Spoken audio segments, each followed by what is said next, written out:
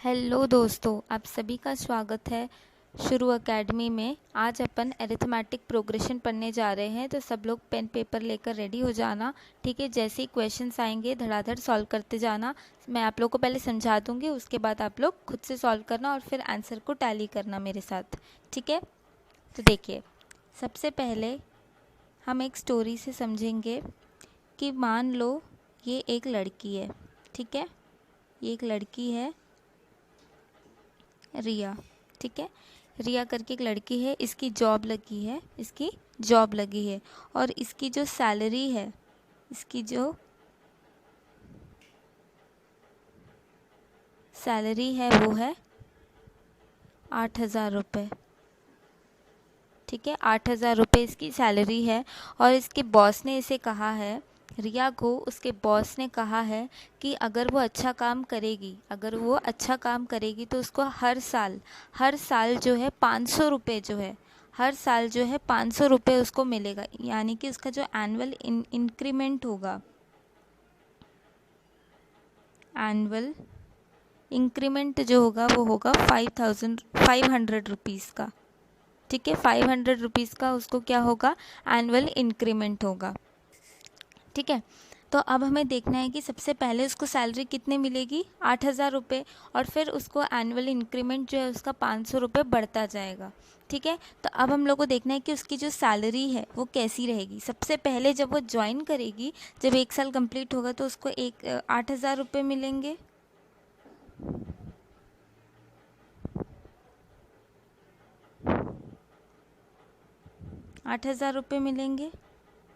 ठीक है, 8,000 रुपये मिलेंगे। उसके बाद जब वो नेक्स्ट ईयर, मान लो उसने अच्छा काम किया, तो उसको नेक्स्ट ईयर जो ये फर्स्ट ईयर का है, 1 मिनट में आप लोग को कलर चेंज करके थोड़ा सा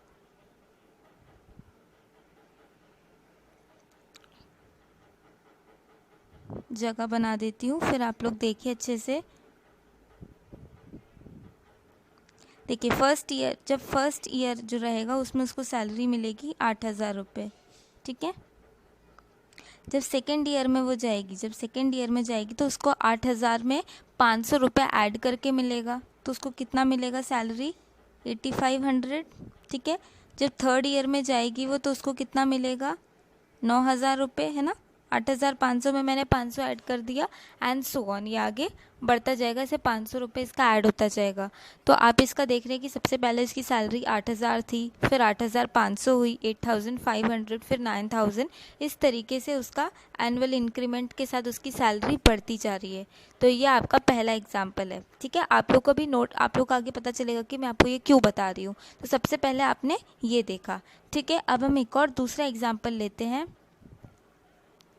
कि मान लो क्लास में एक वाइवा होने जा रहा है। ठीक है, क्लास में एक स्कूल में क्लास है एक, उसमें वाइवा होने जा रहा है। तो जो वाइवा लेना है, मैम लोग ने बच्चों को ऑल्टरनेटली उनके रोल नंबर के हिसाब से जो ऑल्टरनेटली खड़ा किया है। ठीक है, ऑल्टरनेटली यानी कि पहले रोल नंबर 1 को रखा है, फिर किसको रखा है, 3 को रखा है, 5 को रखा है, इस तरीके से 7 को रखा है, इस तरीके से अप टू 19 तक ऑल्टरनेटली करके रखा हुआ है, ऑल्टरनेटली बच्चों को खड़ा किया हुआ है। ठीक है, तो आप यहाँ पर भी देख रहे हैं कि 1, 3, 5, 7, 19 इस तरीके से बच्चे खड़े हैं। ठीक है, अब आप लोग को ये देखना है कि ये वाला एग्जाम्पल और पिछले वाले एग्जाम्पल में हमारा ये बना था सीक्वेंस, 8,000, 8,500, 9,000 और इस तरीके से, है ना, सैलरी वाला, रिया की सैलरी वाला। तो ये दोनों सीक्वेंस हमारे बने थे। अब आप लोगों को ये इससे इंटरप्रेट करना है कि अगर आप दोनों सीक्वेंस को देखेंगे ध्यान से, तो आपको दिखेगा कि ये लोग एक प्रॉपर अरेंजमेंट के हिसाब से चल रहे हैं। यानी कि अगर मैं देखूं कि 1 से 3 कैसे आए, तो मैं देख सकती हूँ यहाँ पर मैंने अगर +2 किया तब जाके मेरा आया है। ठीक है, अब मैं देखूंगी कि 3 और 5 मेरा कैसे आया, तो भी +2 करने पर आया है, यहाँ पर भी +2 करने पर आ रहा है मेरा। ठीक है, एक फिक्स्ड वैल्यू को मैं अगर जोड़ते जा रही हूँ तब जाके मेरा पूरा सीक्वेंस बन रहा है। यहाँ पर भी क्या हो रहा है, +500, यहाँ पर भी +500। तो इस एक प्रॉपर सीक्वेंस से जो है हमारी सीक्वेंस आगे बढ़ती जा रही है। ठीक है, ऐसे प्रॉपर सीक्वेंस से हमारी आगे बढ़ती जा रही है। कैसे? एक फिक्स्ड नंबर को हम लोग यहाँ पर ऐड कर रहे हैं, तब जाकर हमारा एक टर्म, हम अगर मुझे 8000 मिल गया तो मैंने उसको 500 ऐड किया, इस फिक्स्ड नंबर को ऐड किया तो मुझे सेकेंड नंबर मिल गया सीक्वेंस का। फिर मैंने फिक्स्ड नंबर 500 जो है उसको ऐड किया तो मेरे को थर्ड टर्म मिल गया। तो ऐसे करते करते मैं फिक्स्ड नंबर को कुछ ऐड कर रही हूँ, तब जाके मुझे एक नंबर से दूसरे टर्म्स मिलते जा रहे हैं। आगे के प्रीसीडिंग टर्म से सक्सेसिव टर्म्स मुझे मिलते जा रहे हैं। प्रीसीडिंग टर्म्स यानी पहले प्रीसीडिंग मतलब 8, अगर मैंने 8500 बोला तो इसका जो प्रीसीडिंग टर्म्स मतलब इसके आगे वाले जो टर्म्स है, मतलब इसके पीछे वाले जो टर्म्स हैं, ठीक है। और 800 के सक्सेसिव मतलब जो इसके बाद आएंगे 9000 9500, उसको हम सक्सेसिव बोलते हैं। तो आपको ये भी पता चल गया होगा प्रीसीडिंग और सक्सेसिव का मतलब क्या है, क्योंकि ये पूरे एपी में आपका यूज़ होगा, इसलिए आपको ये भी समझना ज़रूरी है। तो दोनों सीक्वेंस में अपन ने यही चीज़ देखी, ठीक है। तो एक ऐसी सीक्वेंस जिसमें एक फिक्स्ड नंबर को हम जोड़ते हैं या फिर घटाते हैं, ऐड करते हैं या फिर सब्ट्रैक्ट करते हैं, तो हमारी सीक्वेंस बनती जाती है। बस ये अंतर है कि फिक्स्ड नंबर जो है हर जगह ऐड या सब्ट्रैक्ट होना चाहिए, ठीक है। तो एक ऐसी जो सीक्वेंस होती है जिससे हमें एक नंबर अगर हमें पता है तो हम आगे के नंबर्स आराम से निकाल सकते हैं एक फिक्स्ड नंबर को ऐड या सब्ट्रैक्ट करके। तो उस ऐसे सीक्वेंस को हम क्या बोलते हैं? अरिथमेटिक प्रोग्रेशन बोलते हैं। अरिथमेटिक प्रोग्रेशन बोलते हैं, जिसको हम शॉर्ट फॉर्म में एपी बुलाते हैं। क्या बुलाते हैं? एपी बुलाते हैं, ठीक है। क्या बुलाते हैं? एपी बुलाते हैं। और ये जो फिक्स्ड नंबर जो हम लोग ऐड करते हैं या फिर सब्ट्रैक्ट करते हैं, ठीक है, ये वाले एग्जांपल में ऐड हुए हैं, ऐसे भी एग्जांपल्स है जिसमें सब्ट्रैक्ट होते हैं। तो ये जो फिक्स्ड नंबर होता है हम इसको स्मॉल डी से रिप्रेजेंट करते हैं। किससे करते हैं? स्मॉल डी से रिप्रेजेंट करते हैं। और हम उसको क्या बोलते हैं? स्मॉल डी से रिप्रेजेंट करते हैं और हम उसको बोलते हैं कॉमन डिफरेंस। कॉमन डिफरेंस बोलते हैं। क्या बोलते हैं हम? Common difference. तो इसको हम कॉमन डिफरेंस बोलते हैं। जो पूरा सीक्वेंस निकल के आता है हम उसको क्या बोलते हैं?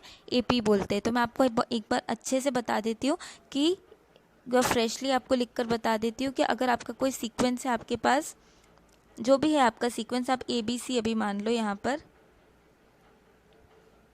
ठीक है, या आप इसको ई मानो, ठीक है, ये आपका मान लो कोई एक सीक्वेंस है। तो ये जो सीक्वेंस बनता है हम इसको बोलते हैं लिस्ट। हम इसको बोलते हैं लिस्ट। क्या बोलते हैं? लिस्ट बोलते हैं। जो पूरा निकल के हम उसको, ये लिस्ट ऑफ नंबर्स है। एपी हम तब बुलाते हैं जब एपी को वो सेटिस्फाई करते हैं, एपी के क्राइटेरिया को, तब जाके हम उसको एपी बुलाते हैं। बट इसको हम क्या बोलते हैं? लिस्ट ऑफ नंबर्स कहते हैं, ठीक है। और ये एक एक जो है हम इसको क्या कहते हैं? टर्म्स। क्या कहते हैं? टर्म्स, ठीक है। और इनके बीच का अगर आपका एपी है तो आपके जो बीच के डिफरेंस होते हैं नंबर्स के, हम उसको क्या बुलाते हैं? कॉमन डिफरेंस, ठीक है, कॉमन डिफरेंस। और हम उसको डी से डिनोट करते हैं। किससे डिनोट करते हैं? स्मॉल डी से डिनोट करते हैं। तो ये है हमारा एपी। हम इसको क्या बोलते हैं? Arithmetic progression. Arithmetic progression. और जो हमारा कॉमन डिफरेंस है, वो हम आगे के टर्म को, जो हमारा सक्सेसिव टर्म है उससे हम प्रीसीडिंग टर्म को माइनस करके निकालते हैं। जैसे अगर मुझे ए और बी के बीच का निकालना है तो मैं बी माइनस ए करूँगी, तब जाके मेरा डी निकलेगा, कॉमन डिफरेंस। बी और सी का है तो सी माइनस डी, ठीक है, बी माइनस सी माइनस बी। इस तरीके से सक्सेसिव टर्म से प्रीसीडिंग टर्म की हम तरफ जाते हैं, तब उससे जो हमारा डिफरेंस निकलता है that is called as common difference. तो ये भी आपको ध्यान रखना है, ठीक है। अब हम लोग अपने मेन टॉपिक में इसके साथ देखते हैं। देखो, an AP is a list of numbers. मैंने आपको बता दिया लिस्ट ऑफ नंबर्स। लिस्ट का मतलब list of numbers in which each term is obtained by adding a fixed number in the preceding term except the fixed term. यहाँ पर adding के साथ साथ सब्ट्रैक्टिंग भी आ जाएगा, ठीक है, और सब्ट्रैक्टिंग भी आएगा, तो आप लोग यहाँ पर ऐड कर लेना।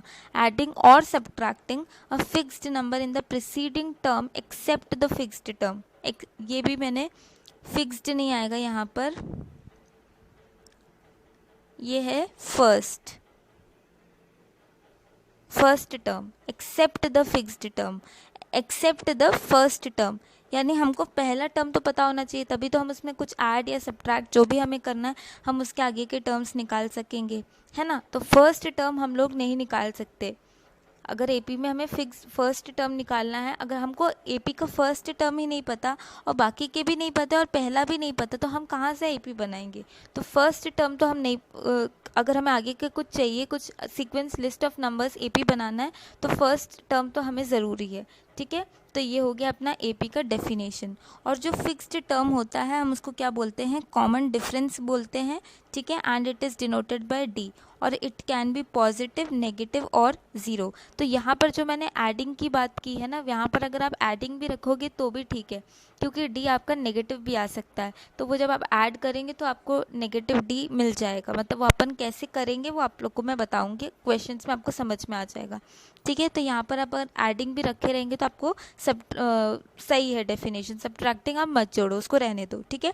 तो जो डी है वो हमारा पॉजिटिव भी हो सकता है, नेगेटिव भी हो सकता है, एज वेल एज ज़ीरो भी हो सकता है। तो ये चीज़ें भी आपको ध्यान रखनी है, ठीक है। पॉजिटिव भी हो सकता है, नेगेटिव भी हो सकता है, ज़ीरो भी हो सकता है। बस ये है कि जो एपी रहता है उसमें डी जो रहता है वो सेम रहता है, पूरे थ्रू आउट द सीक्वेंस में डी सेम रहता है, भले वो चाहे पॉजिटिव हो, नेगेटिव हो या फिर ज़ीरो हो। तो ये हमारे दो क्राइटेरियाज हैं, ओके। तो आई होप आपको ये भी समझ में आ गया होगा। अब अपन आगे देखते हैं। ये देखिए जनरल फॉर्म ऑफ, अब सबसे पहले आप यहाँ पर एक एग्जांपल में देखिए कि मैंने लिखा, मान लो ये मैंने एक एपी लिखा है, ठीक है, 1 3 5 7 9, इस तरीके से मेरा एक एपी मैंने लिखा है, ठीक है। मैं इसको यहाँ पर एंड कर देती हूँ, 11, ये मेरा एपी है एक, ठीक है।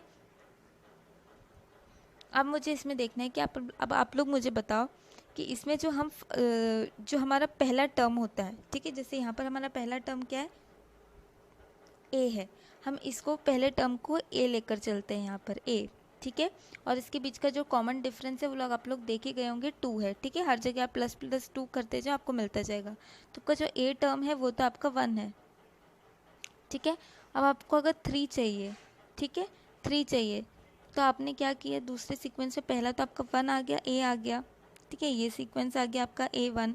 अब जो 3 आया है वो आपका कहाँ कैसे आया है, 1 + 2 किया तब आया 3, और ये 1 अपना A है, तो आप यहाँ पर क्या लिख सकते हैं, A + D लिख सकते हैं सेकेंड टर्म को। ऐसी थर्ड टर्म को देखिए, A + 1 + कितना है यहाँ पर, 3 + 5 तो 2 है, पर अगर मुझे 1 से देखना है तो कितना है, +1 + यहाँ पर A + D है, ठीक है। और यहाँ पर कितना है, 2D है ना, ये D ये D, तो कितना हो जाएगा आपका 2D।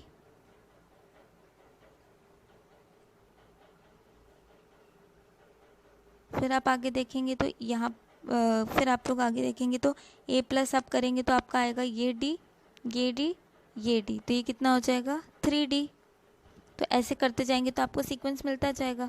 तो आपका सीक्वेंस कैसा बना, A + D A + 2D A + 3D, ऐसा करते आपके सीक्वेंस बढ़ता जाता है ना। ये एपी का आपका जनरल फॉर्म में है कि ए आपका कोई भी आप नंबर रखो, आपका सीक्वेंस ऐसे ही बढ़ेगा अगर आपको ए पता है और अगर आपको डी पता है, ठीक है। अगर आपका मिनिमम रिक्वायरमेंट जो होती है एपी की वो ये रहती है कि आपको ए और डी आपको पता होना चाहिए, तभी आप एपी के फिर सारी चीज़ें निकाल सकते हो, ठीक है।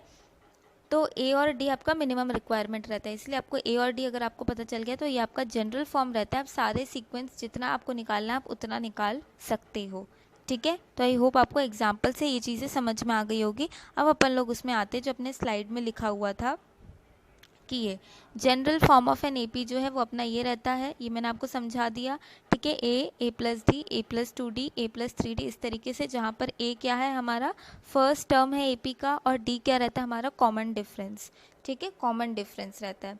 उसके बाद जो एपी होता है जिसमें फाइनाइट नंबर ऑफ टर्म्स होते हैं, ठीक है, जो सीक्वेंस ख़त्म हो जाती है, जैसे 1 3 5 7, ये ठीक है ख़त्म हो गई, ये हमारा ख़त्म हो गया यहाँ पर। तो ऐसा जो रहता है जो फाइनाइट रहता है उसको हम क्या बोलते हैं, फाइनाइट एपी बोलते हैं, फाइनाइट एपी बोलते हैं, ठीक है। और अगर मैं एग्जांपल लूँ 1 3 5 7 और ऐसे डॉट डॉट डाल दूँ, ठीक है, आगे भी ऐसे ही बढ़ता जा रहा है, कोई लिमिट नहीं है। तो ऐसे इनफाइनाइट जाता जा रहा है आगे, कोई लिमिट नहीं है इसकी। तो हम ऐसे एपी को क्या बोलते हैं? इनफाइनाइट एपी बोलते हैं। क्या बोलते हैं? इनफाइनाइट एपी बोलते हैं। ठीक है, arithmetic, infinite arithmetic progression. Okay, चलिए अब आगे देखते हैं। देखिए, अभी आप लोगों के लिए क्वेश्चन, अगर आप लोग अभी तक समझ गए हैं मैंने आप लोगों को क्या पढ़ाया है, तो आप लोग इस क्वेश्चन का जवाब, इस वीडियो को पॉज कीजिए और देखिए आप लोग से ये सवाल बन रहा है कि नहीं। तो ये सवाल में क्या पूछा है कि ये जो सीक्वेंस हमें दिया गया है वो एपी है कि नहीं, एपी है कि नहीं। तो मैंने आप लोगों को क्या बताया था, एपी कब होता है? जब फिक्स्ड नंबर ऐड या सब्ट्रैक्ट होते हैं तब हम उसको बोलते हैं एपी। तो आप लोग चेक करेंगे सबसे फर्स्ट टर्म से। फर्स्ट टर्म हमारा यहाँ पर क्या है? 1 है। ठीक है, अब हम लोग देखेंगे कि 1 और 2 है, तो इसके बीच में कैसे जा रहा है? 1 और 2 +1 हो रहा है, तो हमें 1 + 1 कर रहे हैं तो हमें 2 मिल रहा है। ठीक है, फिर मैं यहाँ देख रही हूँ तो मुझे यहाँ पर 2 और 4 के बीच में यानी +2 करने पे मुझे यहाँ पर 4 मिल रहा है। तो अब क्या आप लोगों का आगे जाने की ज़रूरत है? अब क्या आप लोगों का आगे जाने की ज़रूरत है? अब नहीं है। क्यों? क्योंकि आपका डी पहले ही स्टेप में आपका 1 आया, उसके बाद 2 आ गया, चेंज हो गया। तो अब आपको आगे बढ़ने की ज़रूरत ही नहीं है। आपका सीधे ये आंसर क्या आ गया कि ये एपी नहीं है, ये एपी नहीं है। जैसे ही कॉमन डिफरेंस आपका अलग आया, इसका मतलब ये एपी नहीं है। और कभी भी क्वेश्चन जब आता है तो आपको ज़्यादा से ज़्यादा 2 या 4th टर्म तक जाने की ज़रूरत होती है, तब तक में आपको पता चल जाता है। ऐसा नहीं है। आप लोग, अब ये भी डाउट आ सकता है कि मैम सीक्वेंस जा रहा है, मान लो आगे जाके एकदम सीक्वेंस बहुत बड़ी सी दी और जाके 9-10 टर्म में जाके चेंज हो रहा है, बट ऐसा नहीं होगा। आपको स्टार्टिंग में कुछ 4-5 टर्म्स तक देखने होंगे। ठीक है, तो आप लोग ये भी हमेशा ध्यान रखना, क्योंकि देखिए आप आगे अगर यहाँ पर देखेंगे तो यहाँ भी 1 का डिफरेंस है, यहाँ भी 1 का डिफरेंस है, यहाँ भी बीच में जाके यहाँ पर बस +2 हुआ है। तो ये भी आपको ध्यान रखना है। ठीक है, आराम से कि क्या लिखा है वो सब आप लोग को अच्छे से देखना है। तो ये एपी नहीं है, ये एपी नहीं है। ओके, देखिए अब आप लोग नेक्स्ट क्वेश्चन करते हैं। इसमें क्या लिखा है?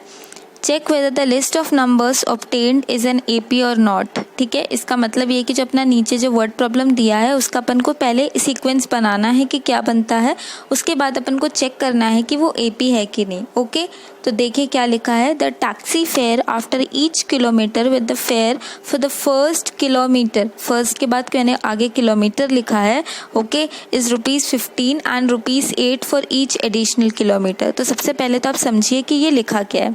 ओके, इसका मतलब ये है कि जो फर्स्ट किलोमीटर, जैसे एक टैक्सी है, ओके, टैक्सी है, आप 1 किलोमीटर आपने मतलब आप 1 किलोमीटर कहीं पर गए, 1 किलोमीटर दूर कहीं पर गए, तो आपको उसको 15 रुपीज़ देना पड़ेगा। टैक्सी वाले को आपको कितना देना पड़ेगा? 15 रुपीज़ देना पड़ेगा। ओके, फर्स्ट किलोमीटर के लिए। ओके, फिर आप लोग को ऐसा लगा कि नहीं, जैसे 1 किलोमीटर आप गए, ओके, फिर आपको पता चला कि आपको जहाँ पर जाना था वो थोड़ा और दूर है। ओके, आपको ऐसा पता चला, अब से मान लो अभी, तो जब आप लोग को पता चला तो आप क्या करोगे? अब आपको और आगे जाना है, तो जैसे आपको मान लो 2 किलोमीटर है, हो गया 2 किलोमीटर जब होगा तो आपको ये ₹15 तो देना ही है। फर्स्ट किलोमीटर को तो आपको देना ही है, पर जो सेकंड किलोमीटर है, जैसे 1 के साथ जब आगे 1 से जब बढ़ेगा किलोमीटर, तो आपको हर किलोमीटर के लिए फिर 8 रुपीज़ एक्स्ट्रा देना है, 8 रुपीज़ एक्स्ट्रा देना है। ठीक है, सेकंड किलोमीटर के लिए, यानी ये फर्स्ट किलोमीटर के लिए, सेकंड किलोमीटर के लिए। ठीक है, फिर थर्ड किलोमीटर आप जाएंगे तो अगर आप 15 + 8, ये सेकंड किलोमीटर तक का रेट हो गया, फिर थर्ड किलोमीटर का 8 रुपये। ऐसे करते करते आपको आगे तक जितना भी आपका ऐसा मिलता जाएगा। यानी 1 किलोमीटर का प्राइस फिक्स्ड है 15, उसके बाद हर किलोमीटर पे 8 रुपीज़ जो है हमारा बढ़ता जाएगा हर किलोमीटर के हिसाब से। ओके, अब हम लोग को इसमें देखकर बताना है कि क्या ये एपी है, क्या ये एपी है।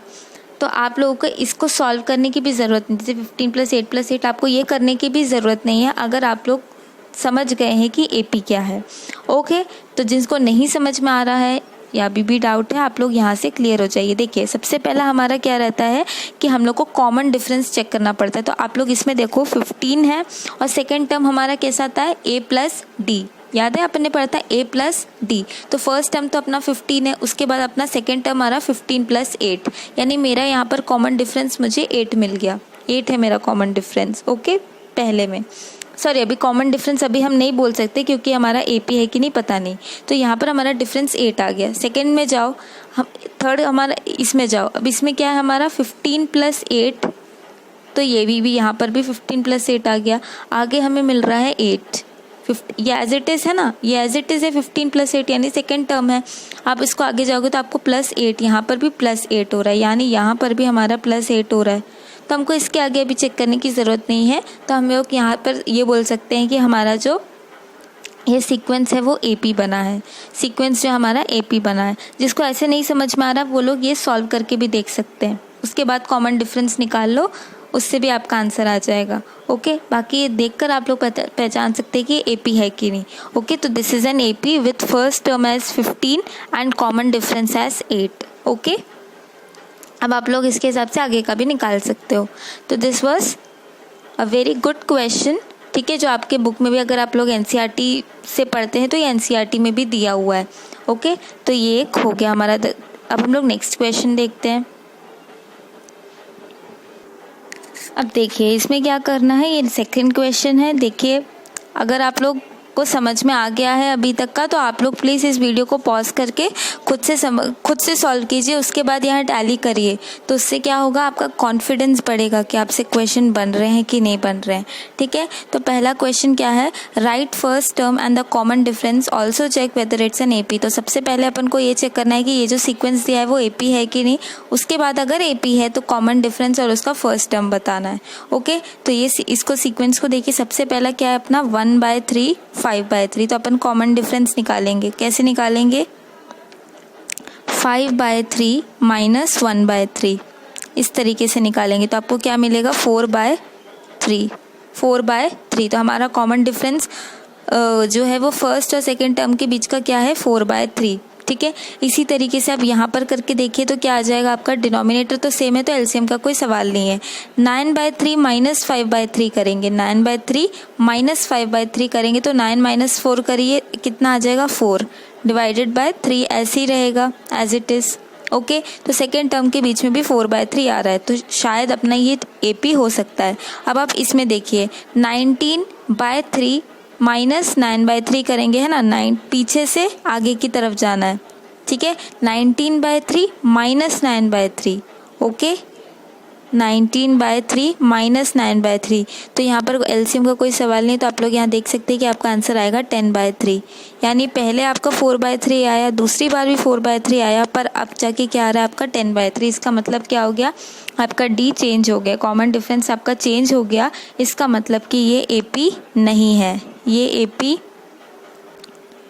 नहीं है, नॉट AP। ठीक है, ये AP आपका नहीं है। ठीक है, तो आप लोग देख रहे होंगे कि ये कितना इजी है, आपको कुछ नहीं करना है, बस आपको कॉमन डिफरेंस देखना है, बस आपका फिर सारी चीज़ें बहुत आसानी से हो जाती है। ओके, तो आई होप आपको ये क्वेश्चन भी क्लियर होगा। ओके, अब अपन आगे देखते हैं। ये नेक्स्ट क्वेश्चन देखिए, ये क्वेश्चन बहुत अच्छा है, इसीलिए मैं आप लोगों को कहूँगी कि ये वीडियो पॉज करके आप इसको सॉल्व कीजिए। ओके, तो अब लोग ये देखिए, अब आपको आ रहा है आपका √8, √2, √8, √18, √32। ठीक है, और आप लोग ये भी देख सकते हैं कि इसमें से कोई भी परफेक्ट स्क्वायर नंबर नहीं है। ठीक है, √8 कोई स्क्वायर रूट ऑफ 8 तो कुछ होता नहीं, मतलब परफेक्ट स्क्वायर नंबर तो है नहीं कि आपको एक सिंगल डिजिट में आ जाए, नहीं आएगा, है ना। और अगर आप इसका कॉमन डिफरेंस लेने जाएंगे तो यहाँ पर क्या आ जाएगा, √8 - 2, √8 - 2।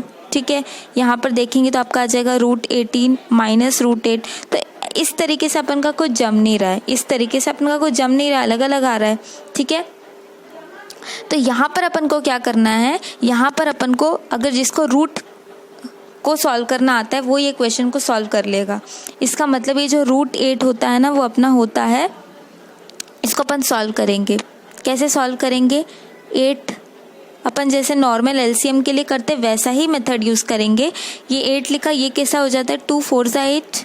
ठीक है, 2 2 ज़ा 4 और 2 1 ज़ा अपन 2 करेंगे। ओके, तो ये अपना LCM का मेथड ही रहेगा।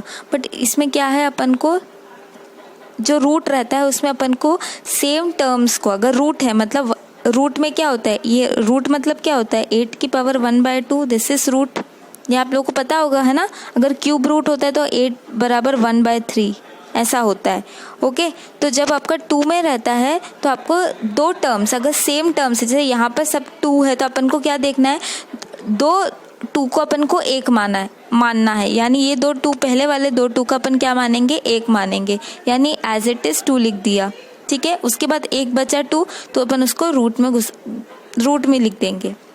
ठीक है, पेयरिंग करना है अपन को, 2 की पेयरिंग करनी है सेम टर्म्स की। पहले अपन के पहले 2 के लिए आ गया तो अपने एज इट इज़ लिख दिया, और 2 जो है उसके साथ पेयरिंग के लिए कोई नहीं है तो उसको रूट के अंदर रख दिया। तो जब अपना √8 है उसकी वैल्यू क्या होती है, 2√8 होती है। क्या होती है, 2√8। ऐसे ही मैं आपको √18 का बताती हूँ। अगर आप 18 करोगे तो ये आ जाएगा 18। ठीक है, आप इसको 2 से कर सकते हो, 2 9 ज़ा 18। ठीक है, ये हो जाएगा आपका 3 3 ज़ा 9 और ये हो जाएगा आपका 3 1 ज़ा 3। ओके, अब आप इसमें देख सकते हो कि 2, अगर आप 2 देख रहे हो तो इसके पेयरिंग के लिए कुछ नहीं है। ठीक है, पेयरिंग के लिए कुछ नहीं है तो आप इसको रूट में घुसा दो, घुसा दिया। अब देखिए, अब 3 देखिए, अब 3 के लिए पेयरिंग के लिए एक है, एक ही चाहिए। ठीक है, 2 के पेयर बनाए तो पेयरिंग के लिए है तो आपने उसको 3 लिख दिया। तो √18 क्या होता है आपका, 3√2 होता है। ठीक है, इसी तरीके से आप √32 का भी निकाल लेना। ओके, तो आई होप आपको ये मेथड भी समझ में आ गया होगा।